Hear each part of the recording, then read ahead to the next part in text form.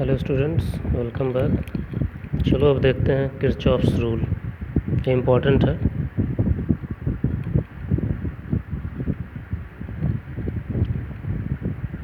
This law helps in calculation of current in any circuit. कोई भी close circuit हो, current and voltage दोनों चीज़ में। एक साइंटिस्ट, जर्मन साइंटिस्ट थे किरचॉफ, उन्होंने दिया था। There are two rules they help in calculating current and voltage drops across any circuit। ठीक है, दो रूल था। First law is called Kirchhoff's junction rule. ठीक है, जंक्शन रूल बोलते हैं उसे। ठीक है, या किरचॉफ्स फर्स्ट रूल। ठीक है, ये टोटल करंट बताता है सिस्टम के बारे में। दूसरा रूल जो होता है उसको बोला जाता है किरचॉफ्स लूप रूल या सेकंड रूल। ठीक है, किरचॉफ्स सेकंड रूल बोलते हैं उसे। अब देखिए, इस फर्स्ट लॉ को हम लोग करंट रूल भी बोलते हैं। क्या? Current rule. और इसको वोल्टेज रूल बोलते हैं। दो तीन नाम है, समझते हैं क्या होता है जंक्शन रूल। पहला,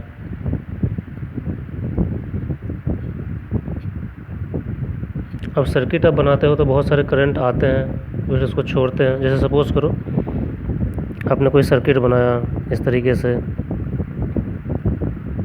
ठीक है, करंट आया फिर छोड़ा, करंट आया, आई करंट एंटर किया, फिर वही उसको छोड़ रहा है, एंटर किया फिर उसको छोड़ रहा है। अलग अलग पॉइंट पे मतलब कुछ करंट आएंगे, कुछ जाएंगे।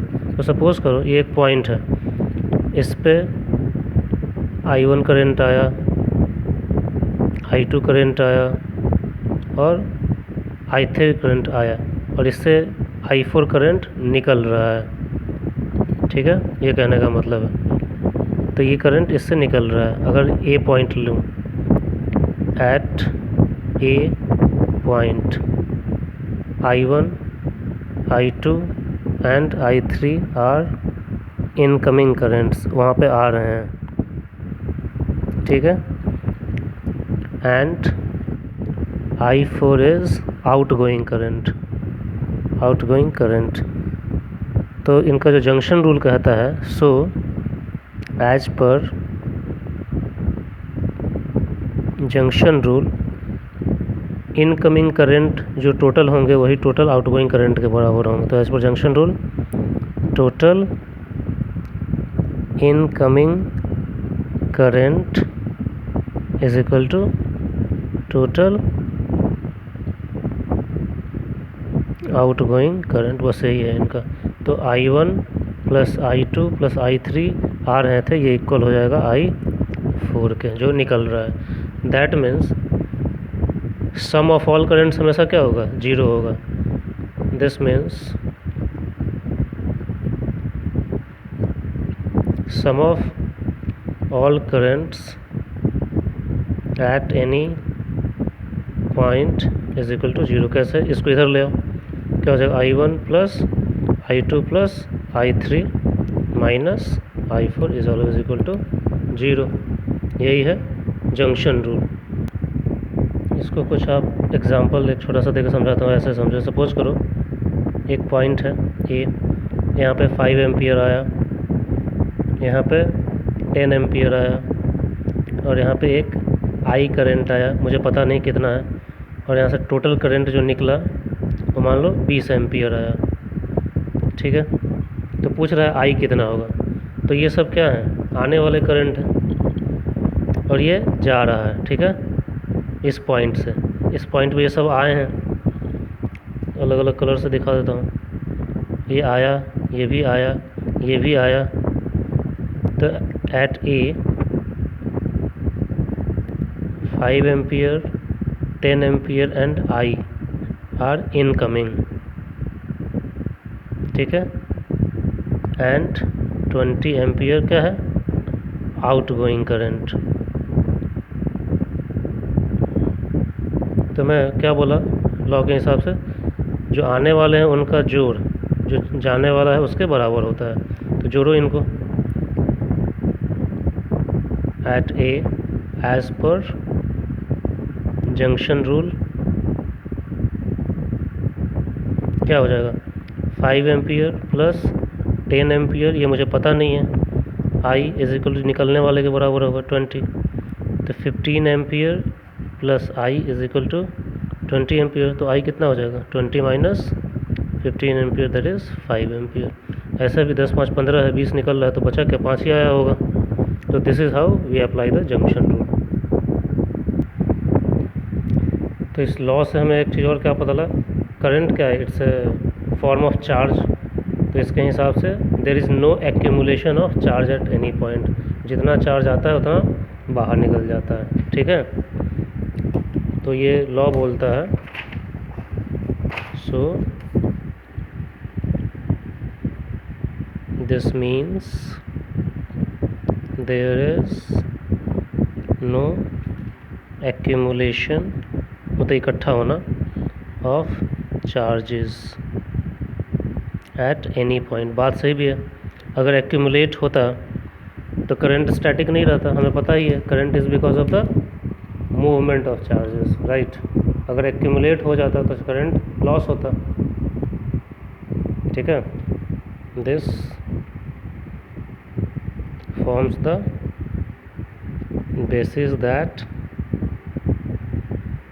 current is carried by moving charges,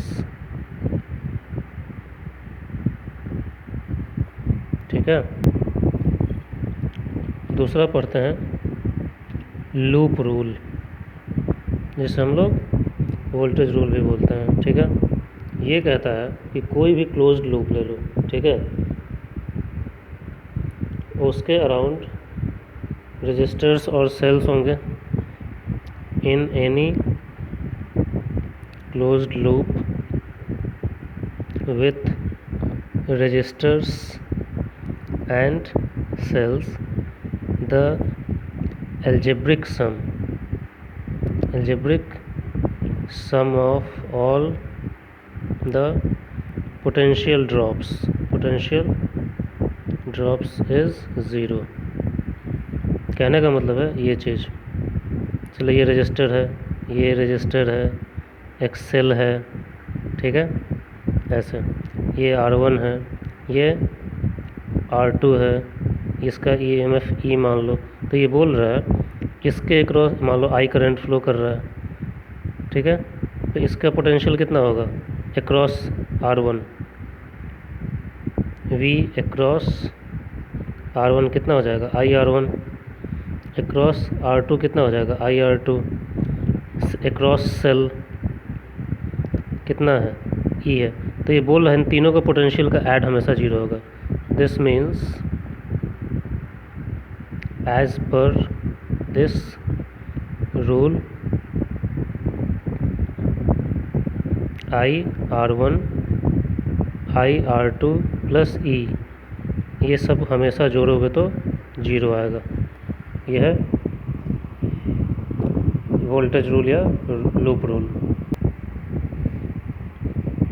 अब इस रूल की जब बात करेंगे तो कुछ नियम कानून है इसके जो आपको सपोज करना है, ठीक है। जैसे सपोज करो let us say a circuit, circuit is as follows. एक सर्किट बनाता हूँ अपने हिसाब से, लेट से ये एक रजिस्टर बना दिया मैंने, इसके बीच में एक सेल लगा दिया, नेगेटिव या पॉजिटिव वाला बड़ा रखते हैं, ये सब सिंबल आपने पढ़ा होगा पहले, ठीक है। फिर चलो एक और रजिस्टर लगा देते हैं, ठीक है, ठीक है, ऐसे हो गया, ठीक है। ये R1 है, ये R2 है, ये R3 है। R1 मान लो 2 ओम है, R2 मान लो 4 ओम है, R3 मान लो 6 ओम है। ठीक है, ये पहले वाले का EMF है बैटरी का, सेल सॉरी है, सिंगल है ना, मान लो 10 है, और ये E2 है, इसको मान लो 5 है। ठीक है, तो ये बोल रहा है ये तो EMF है ही इनका, इसके क्रॉस भी जो भी करंट आएगा उसे मिला के जो भी पोटेंशियल बनेगा वो 0 होगा। और कुछ नियम कानून है इसके। ठीक है, few things to keep in mind, important है, अदरवाइज ये गलत हो जाएगा। कीप इन माइंड, पहली चीज़, choose the direction of current, choose the direction of current. अभी तो मुझे पता नहीं है ना, बस मुझे पोटेंशियल ड्रॉप निकालना है।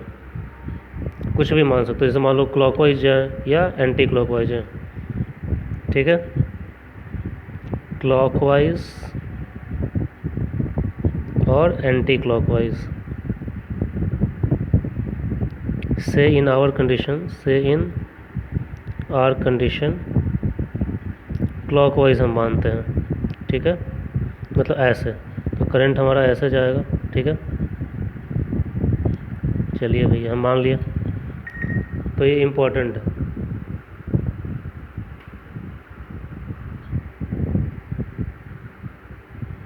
दूसरी चीज़, जब भी रजिस्टर के थ्रू करंट फ्लो करेगा तो हमेशा पोटेंशियल ड्रॉप होता है। ठीक है, तो उसको when current flows through a resistor, हम सिर्फ रेजिस्टेंस की बात कर रहे हैं, सेल की बात नहीं कर रहे हैं।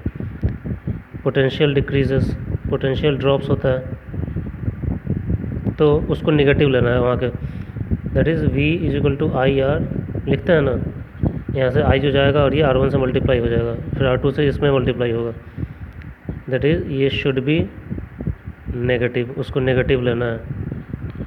ठीक है, अब आओ यहाँ पे तीसरा, across a cell, across a cell, यहाँ पे सेल पे करंट यहाँ पे कैसे जा रहा है, नेगेटिव से पॉजिटिव इलेक्ट्रोड की तरफ जा रहा है। मतलब बैटरी को क्या करेगा, चार्ज करके जाएगा, पोटेंशियल बढ़ाएगा, तो उस समय EMF को पॉजिटिव लेते हैं। If current goes from negative plate to positive plate, EMF is positive. और जब इसके लिए क्या हो जाएगा, पॉजिटिव से नेगेटिव की तरफ हो जाएगा, ऐसे जाएगा, तो बैटरी क्या हो रही है, डिस्चार्ज हो रही है, ये पॉजिटिव से नेगेटिव जा रहा है, तो उस केस में डिस्चार्जिंग हो रहा है, तो इसको नेगेटिव लेते हैं।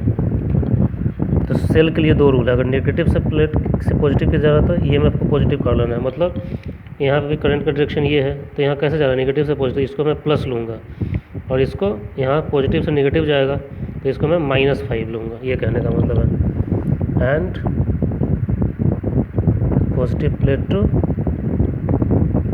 Negative plate E is negative लेंगे, क्योंकि डिस्चार्जिंग होती है। तो चलो इस सर्किट को सॉल्व करते हैं। Let us solve the circuit.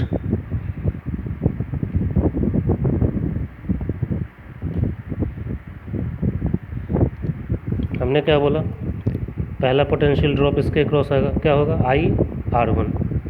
ठीक है, क्लॉकवाइज डायरेक्शन मानना है, सर्किट इन क्लॉकवाइज डायरेक्शन। तो पोटेंशियल अक्रॉस R1 कितना हो जाएगा, V अक्रॉस, V नहीं लिखता, पोटेंशियल लिख देता हूँ सीधे, सब काला।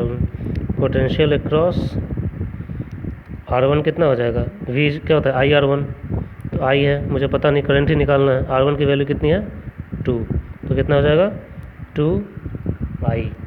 साइन क्या लेंगे, माइनस, क्यों, मैंने बोला था रेजिस्टेंस के अक्रॉस हमेशा पोटेंशियल गिरता ही है, तो कितना हो जाएगा -2I। अक्रॉस R2 कितना हो जाएगा, पोटेंशियल अक्रॉस R2 कितना हो जाएगा, -I इंटू 4 है उसका वैल्यू, तो -4I। अक्रॉस R3 कितना हो जाएगा, -6i इंटू 6 -6i। ठीक है, अब E1 को कितना लेंगे, नेगेटिव से पॉजिटिव जा रहा है मतलब +10, और E2 के लिए पॉजिटिव से नेगेटिव जा रहा है तो ये -5 लेंगे। यहाँ पर रूल बताया था मैंने। सो एडिंग ऑल क्या हो जाएगा, टोटल पोटेंशियल हमेशा 0 होना चाहिए, तो कितना हो जाएगा -2i, ये +10 -4i -6i और +5, ठीक है, इज इक्वल टू 0। ऐड कर दो आई वाले टर्म को, -2 -4 -2 6 4 10 2 12, तो -12i और 10 प्लस ये तो निगेटिव था ना, नहीं ठीक तो है सेट, ये नेगेटिव था ना, पॉजिटिव से नेगेटिव जा रहा था। इसको फिर से लिखता हूँ गाइस, कन्फ्यूज़न क्रिएट हो जाएगा। हमने क्या बोला, एक्रॉस रजिस्टर्स हमेशा नेगेटिव ही होगा कि पोटेंशियल ड्रॉप करता है, तो -2i, ये नेगेटिव से पॉजिटिव तो +10, फिर -4i, फिर -6i, और ये पॉजिटिव से नेगेटिव जा रहा था तो माइनस साइन लगाएंगे इसके लिए, -5 इज इक्वल टू 0, तो -12i आया था, और 10 - 5 कितना हो जाएगा, 5 इज इक्वल टू 0, तो -12i इज इक्वल टू क्या हो जाएगा 5, तो i की वैल्यू कितनी आ जाएगी 5/12, ठीक है।